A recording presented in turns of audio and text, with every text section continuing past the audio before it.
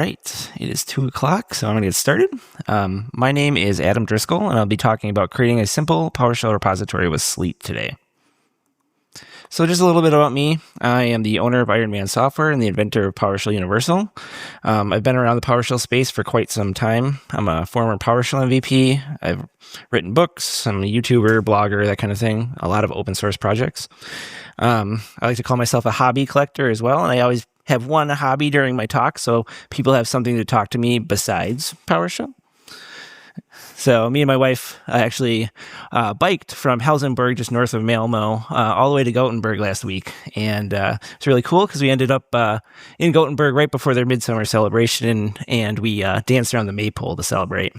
And I got a really cool tan. So here's our agenda. I'm going to go over NuGet just a little bit, talk a little bit about the NuGet protocol. It's kind of what is behind PowerShell repositories. Then we'll talk a little bit about Sleet. It's a tool that we're going to be using today to actually generate repositories and store packages up in them. And then mostly demos. So some bits and pieces about NuGet, kind of in PowerShell lingo. I wanted to kind of demonstrate that. A NuGet feed is what the PowerShell gallery is. It allows you to kind of search packages, publish packages. So when you do publish module, they go up into the PowerShell gallery's NuGet feed. It stores not only the NuGet file itself, which is effectively the zip file of your PowerShell module, but it also stores a bunch of metadata about that PowerShell module in that NuGet feed. NuGet modules are just zip files with the package extension NUPKG, sometimes called NuPeg. I've heard it pronounced a bunch of different ways. So when you call publish module, what it effectively does is takes that modules folder, zips it up, puts some additional information in there for the NuGet feed, and then publishes it to that NuGet feed. On the other end of things, we have NuGet clients. So a NuGet client, typically in the PowerShell world, is something like PS Resource Get, which is the new version of PowerShell Get. The idea being that it can interface with that NuGet feed to search for packages, install packages, and publish packages from your local machine or your agent up to the NuGet feed. This whole kind of communication is done via the NuGet protocol. So on the left are some example URLs from NuGet.org, which is the .NET ecosystem's version of the PowerShell gallery. It has, thousands and thousands of packages for .NET. And as you can see, the URLs here provide different information about different parts of the feed itself. So on the right-hand side is actually an example of what's coming from the kind of repository index.json. So that first URL that I'm pointing to, that index.json has more information about this repository. So places to query for packages, autocomplete URLs, and stuff like that. So underneath that, we actually have other things like the catalog, flat containers of individual packages. So for example, this third line down is the Owen package. And if you actually go to that URL, it would list out all the versions of the Owen package that are currently on that NuGet feed. So this NuGet protocol allows us to kind of step through the whole feed, find out all kinds of information about the packages on that feed, and then search for information in those packages. So what's kind of cool about that is with NuGet.org and the PowerShell gallery, they're running a ASP.NET web app, but because those JSON files can be static, we can actually generate them on the fly.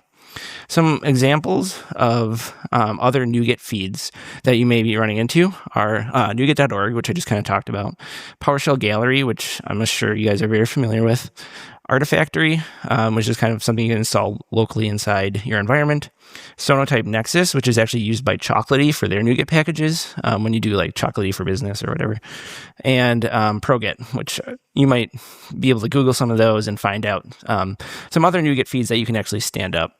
These are a lot more robust. They're typically called like package repositories because they store more than just NuGet packages. You can store things like Docker containers and NPM packages and stuff like that inside these containers. So one important point that you might want to look at here is that NuGet.org is currently on the v3 protocol version of the NuGet protocol, and the PowerShell Gallery is still on version 2, which becomes important later. So on the other end of things, there's all different kinds of NuGet clients.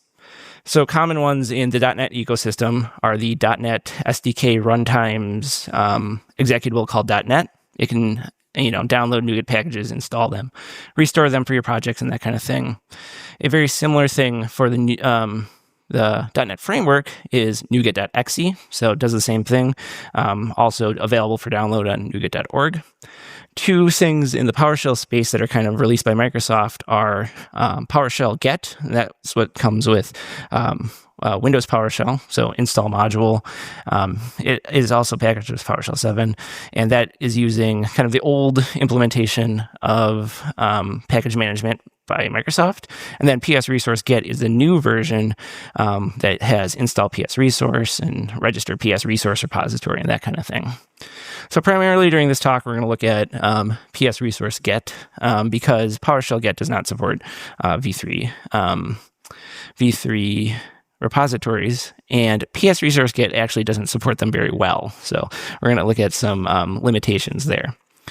If you're looking for something that is a little more full-featured in terms of v3 repositories, we're going to look at Module Fast, which is actually an implementation of install module that works with v3 repositories, but it also uses a cached version of the PowerShell Gallery, and hence the fast. It actually uses Sleet. This is not my project. This is Justin Grody's project, and he actually clones pretty much the entire PowerShell Gallery and all its contents, uses Sleet to publish that to Azure storage effectively, and has a Cloudflare cache in front of it, and that's what makes it really, really fast to install modules from it. So we will use that to install some modules later. So why would we ever want to have our own repository? There's a couple different reasons. One might be internal IP that you cannot publish to the PowerShell Gallery, but you want to share modules amongst your team. They could be specific to your organization. They could include things that are just sensitive in nature, that kind of thing. They might be vetted modules, like certain versions of modules that work in your environment with the other tools that you're using. Supply chain issues. So sometimes you don't know where that module is coming from, and there's a whole bunch of down-level dependencies, and you might have tools that actually check to see if you're using the right versions of the DLLs and the modules and that kind of thing. And then you can pin to that version, store it locally, and if the supply chain changes for whatever reason, because you don't have control of it, you have this local version of those modules. And then finally, redundancy. We know that the PowerShell Gallery occasionally will go down, and then like all the social media is just like, oh, I can't install anything. If you had a redundant repository like we're looking at today, you'll be able to actually install your module even if it goes down. So today we're going to be using a tool called Sleet, and Sleet is just a command line tool that's just actually written in C#, and it uses a bunch of the NuGet libraries to allow you to generate NuGet feeds without having to have a bunch of web server code. So you still need to effectively host them inside a web server to serve those files, but that could be anything. What we're going to look at today is using IIS and just using a simple IIS website to host those files, and then Azure as well. So we're just going to use an Azure storage account with a container and host our repository in there as well. One limitation of Sleet is it doesn't provide search. So if you attempt to search a Sleet repository, it's just going to give you every single package back because there's no logic in there. It's just a flat file system. And you can optionally put a custom search implementation over the top of it.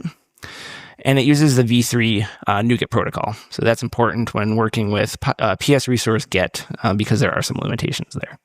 And then finally, that's the GitHub repository. And I will be sharing these slides, so you don't have to worry about going there now.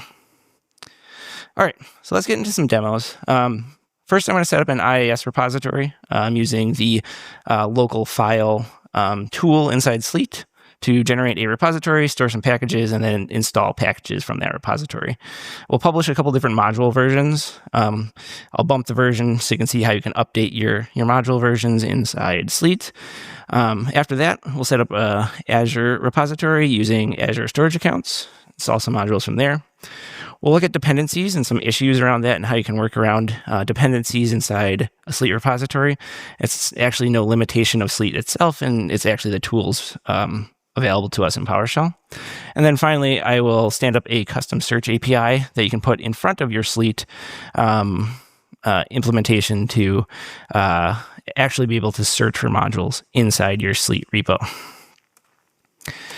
All right, so we're done with slides. All right. So first of all, what you need to do, is that text big enough? Okay. First thing we need to do is actually install Sleet. So there's a couple different ways you can do this.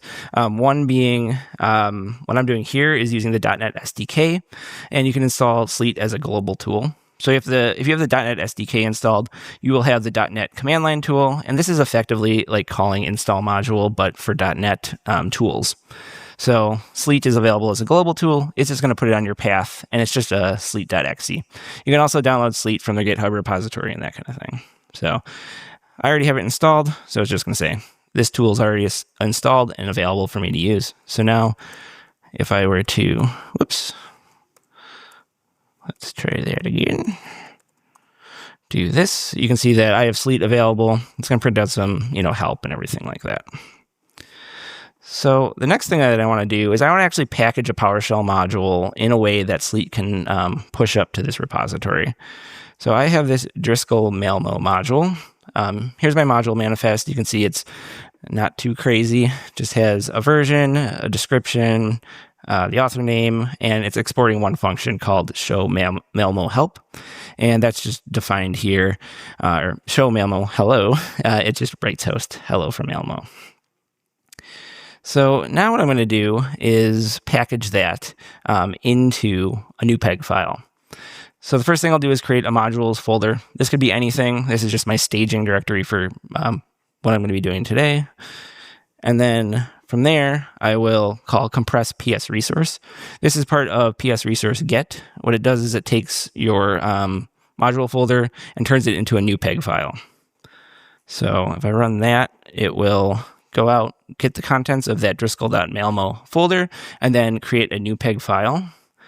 And if we look at that folder now, you can see I have Driscoll.malmo.0.0.1.NuPeg. So like I said earlier, that's just a zip file. If you change the extension of that NuPeg file to zip, you could open it in Explorer or 7-zip or something like that. And it has the contents of my module along with some additional NuGet manifest information that compress PS resource creates. So now the next step is let's actually set up our repository. So I have this module. I want to store it for other people to use. So I'm just going to go up to the top here, move over to my Sleet directory. Again, this is just my staging directory for this kind of stuff. The first command that I'm going to call from Sleet is the create config command. I'm using the --local argument. This creates a JSON configuration file for Sleet, which then I can use to set up my local repository. And what it means by local repository is it's not pushing it anywhere. It's just putting it in a file system locally. So then you can host it wherever you want. So I'm going to create that, and let's just take a look at what that looks like. And you can see here that it is just a very simple JSON file. I actually had a hard time even figuring out where username and email go, but the important bit is the sources. So the source information tells us kind of how are we going to generate this NuGet feed. Because I used --local, it created a local type for my feed here, and then it sets some properties based on the feed type that I'm using. Since I'm doing local, it needs a path, and that's where it's going to generate and store these files. And then it needs a base URI where inside those JSON files, it's going to update the URL so that callers, the NuGet client callers, will be able to find all the files based on that base URI.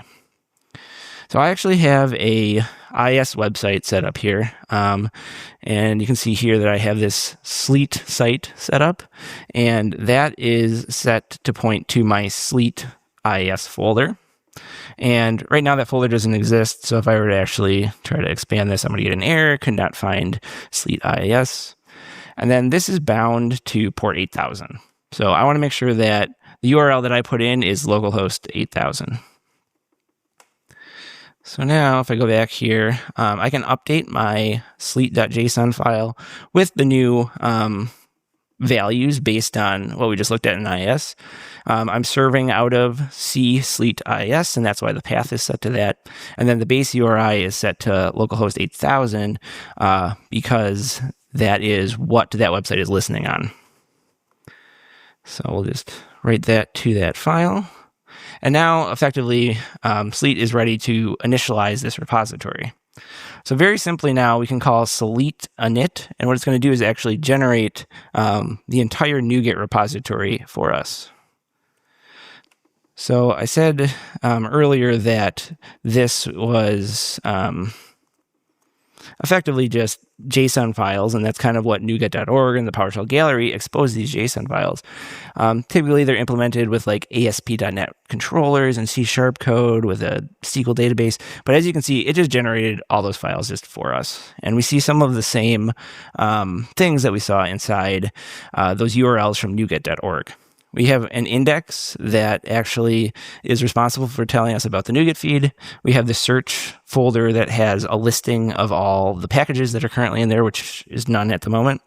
And if we were to open something like this index, you'll see that this just contains a whole bunch of information about this feed,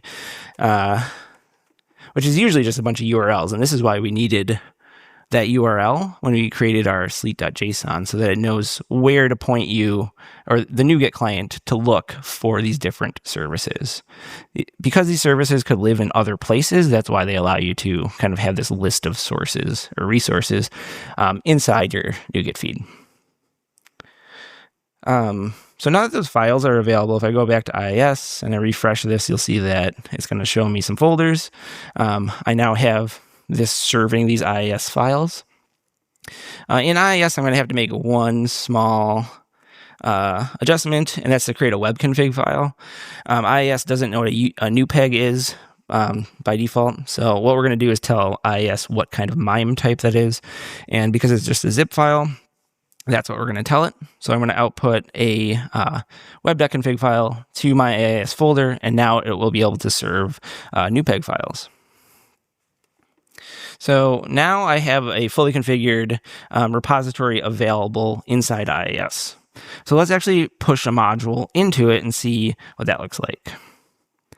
So Sleet has a command called push. Sleet push -s is the source. So I named my source, in this case, IIS, and that's why I'm specifying IIS down here. So it's going to look at that configuration, and then it's going to use that to publish depending on whatever type of repository this is. Because it's a local repository, it makes it pretty easy. It's just going to effectively copy it over to the file system. And in my C Sleet modules, you'll recall that that's where I published my my actual module. So if you go to this modules folder, this NuPeg file is then going to be the thing that I am publishing into my Sleet directory. So now when I call that, it's going to do some stuff here. And the first thing it does is it actually goes out and reads the NuGet feed to see what is currently in the NuGet feed. It's going to get some like configuration information about Sleet, and then it's going to look and see if this package already exists. If this package exists, it's going to give you an error and say you can't publish the same version again. And then from there, it's going to update a bunch of JSON files.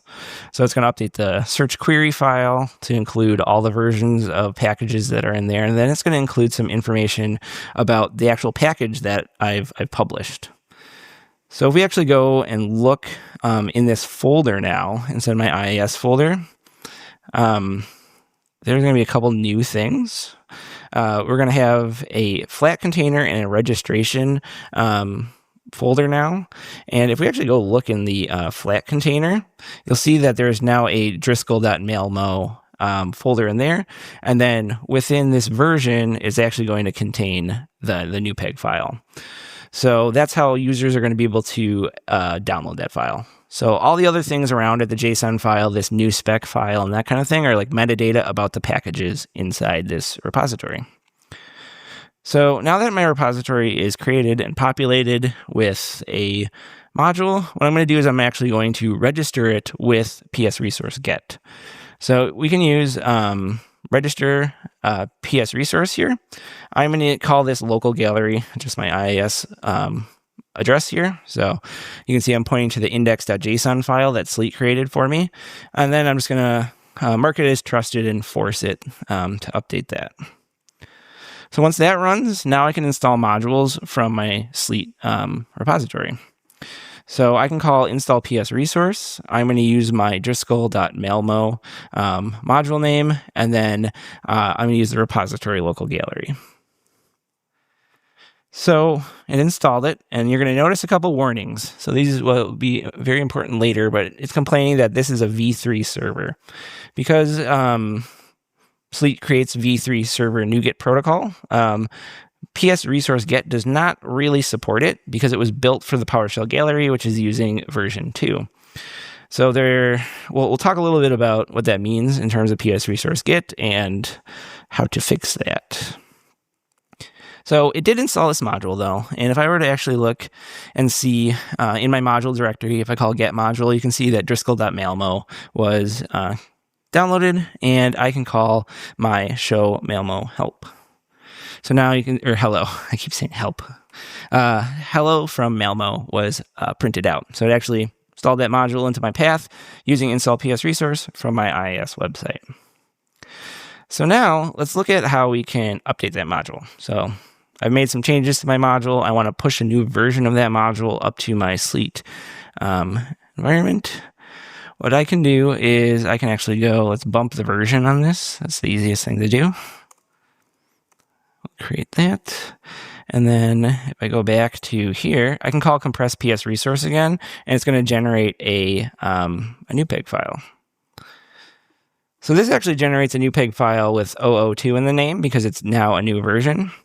But one problem is that you'll notice that we have these two modules in here. If I were to do the same Sleet command I did previously, it's going to try to push all the new peg files in this directory up to my repository and fail because the 001 already exists. So instead, I'm going to direct Sleet to just publish this single new peg file.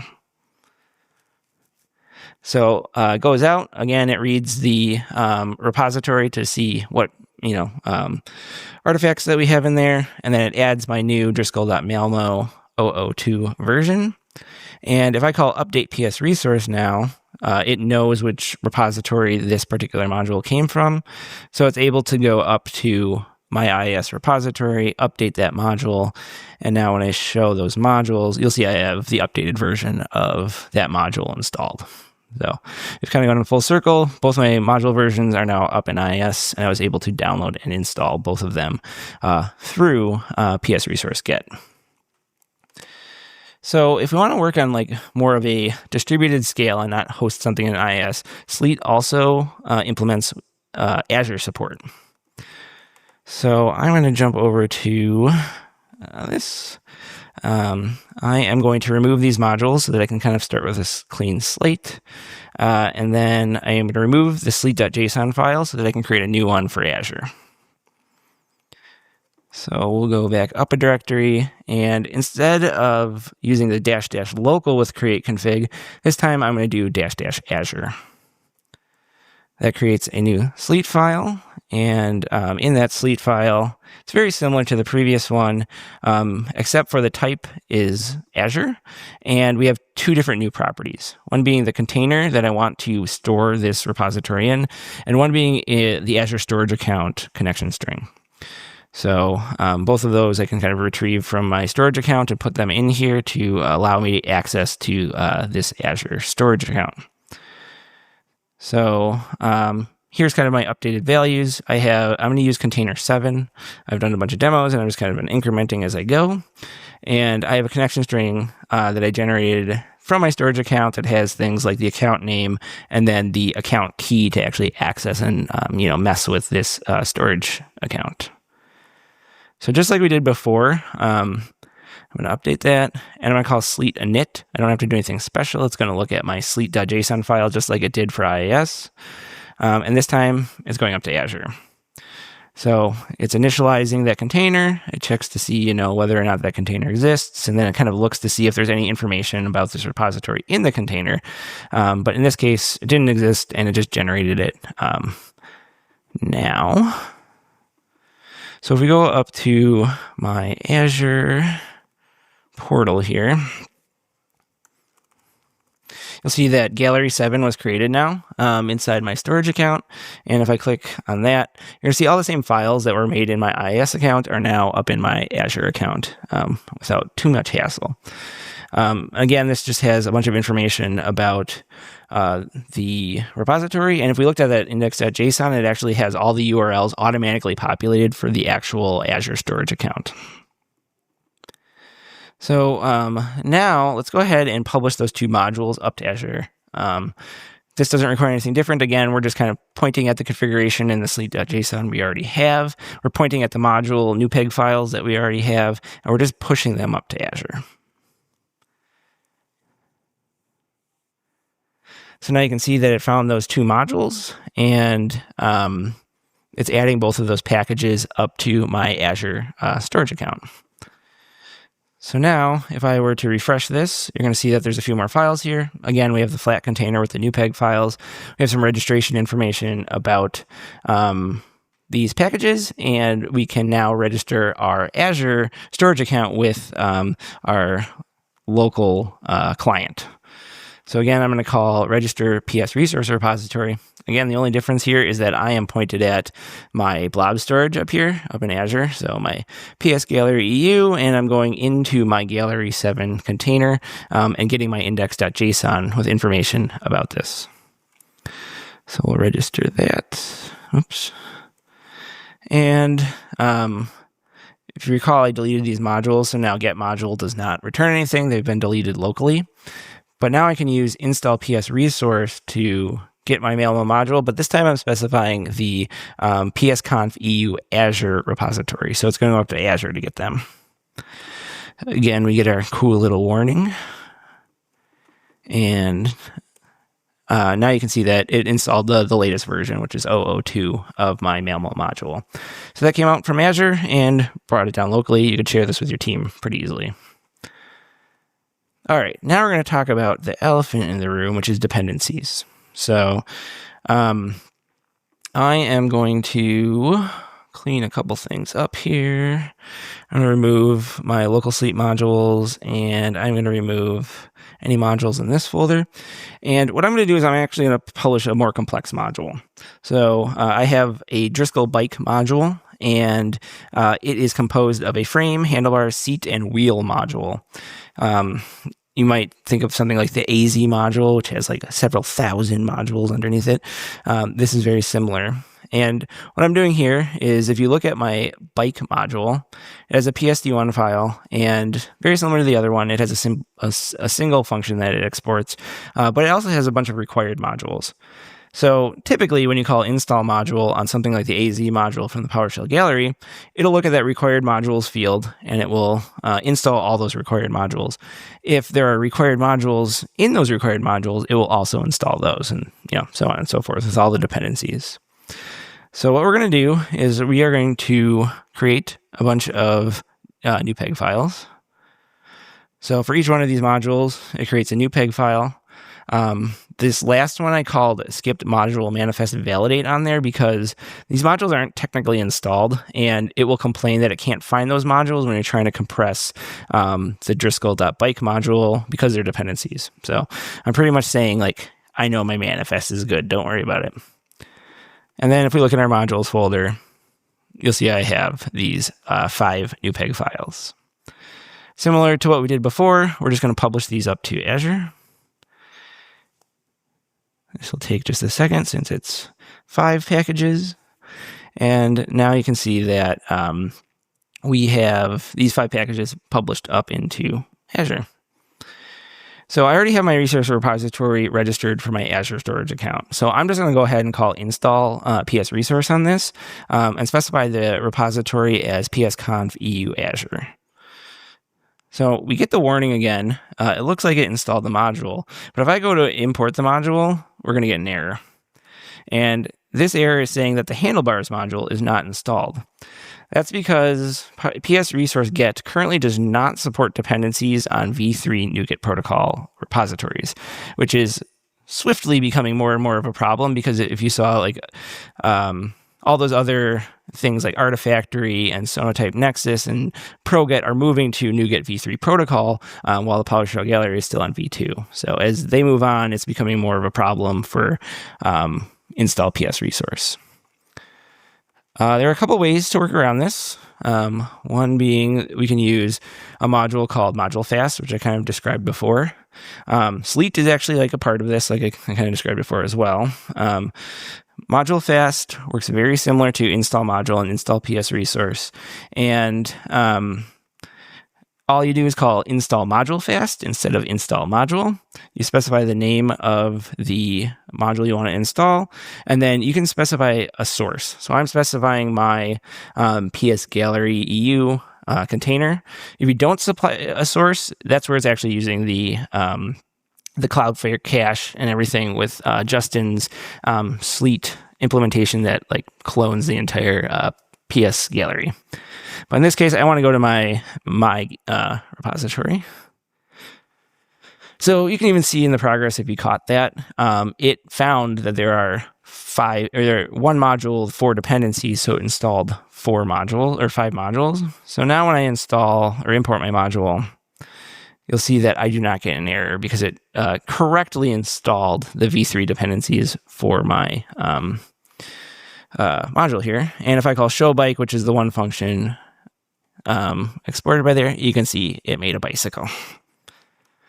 So my call to action on this was going to be to go out to this GitHub pull request, because there's a community member that has actually implemented the v3 stuff for PS resource get.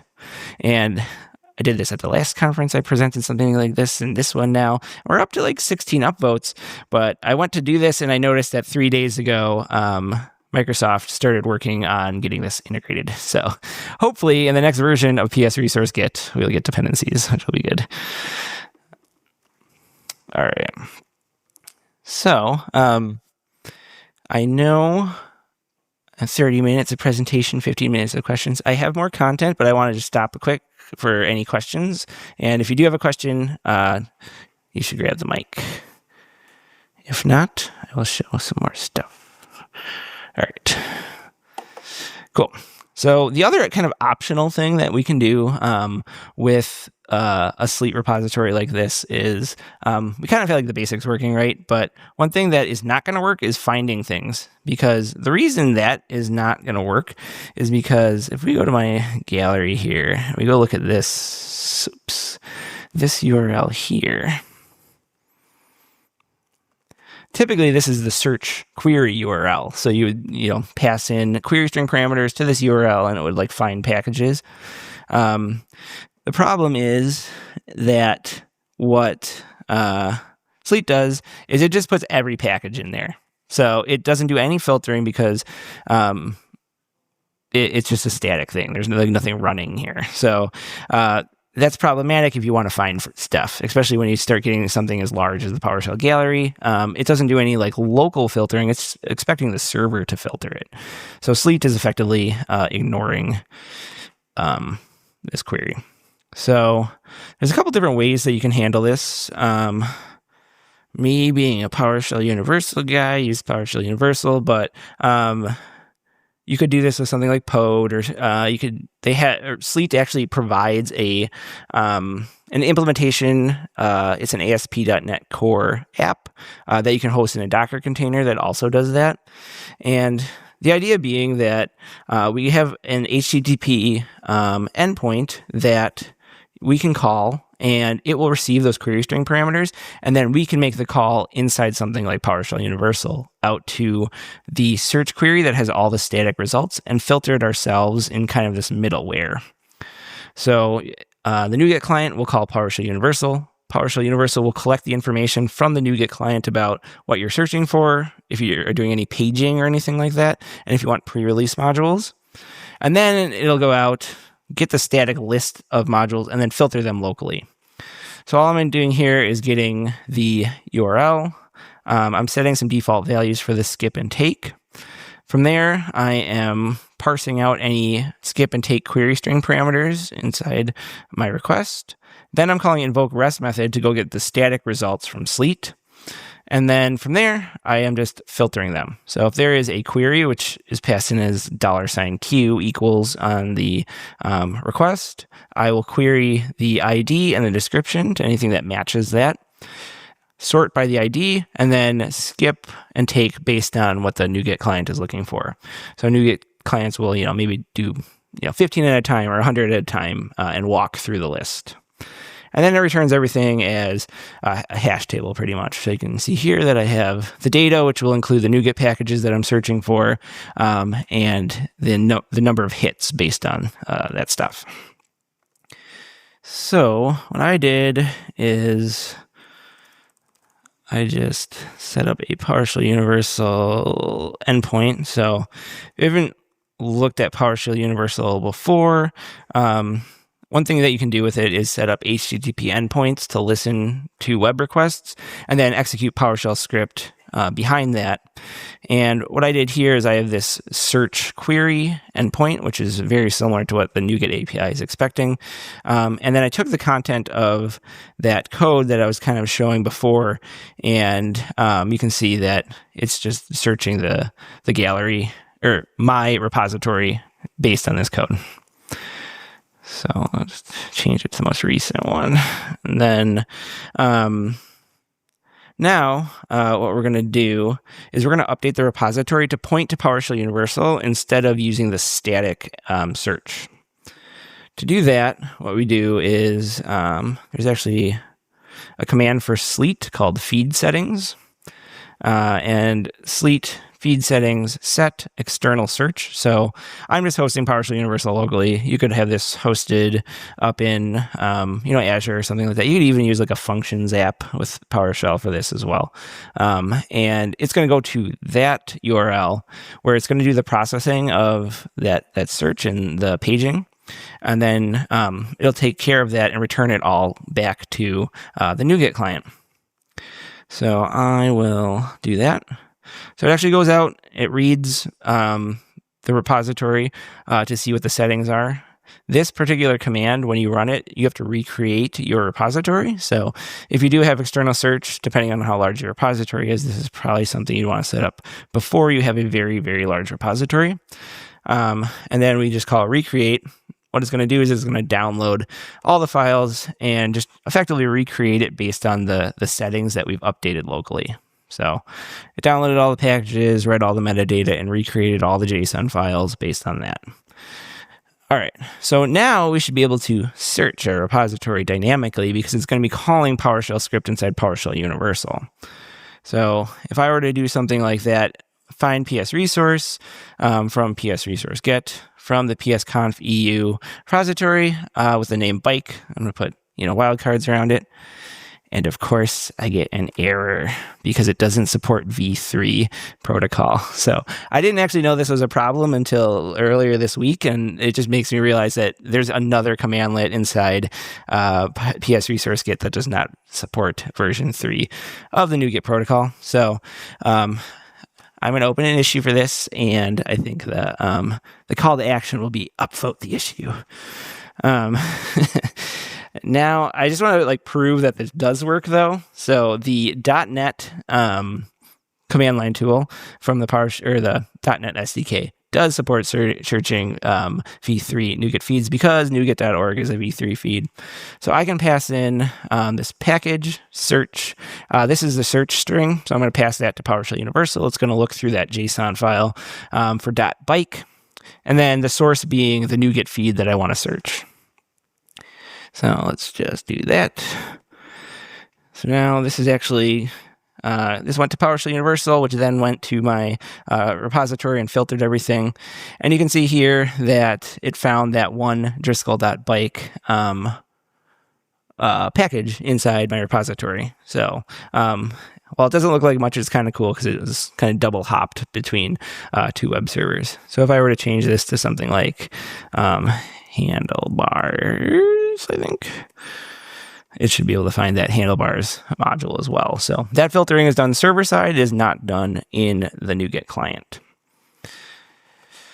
All right, so I did have on this slide that my call to action was to actually look at this particular issue, which I would like to get seen pushed over the edge. It looks like kind of finishing up some tests on that, and hopefully it's merged into the next version of PS Resource Git.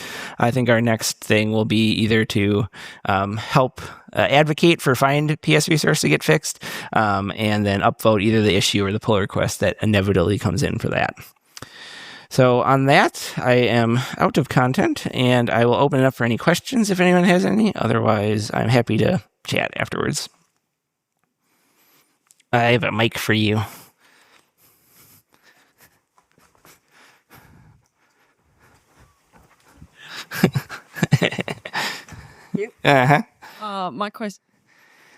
My question is around authentication. So can you use some kind of authentication in front of the package repository so that only people who I allow can download those packages?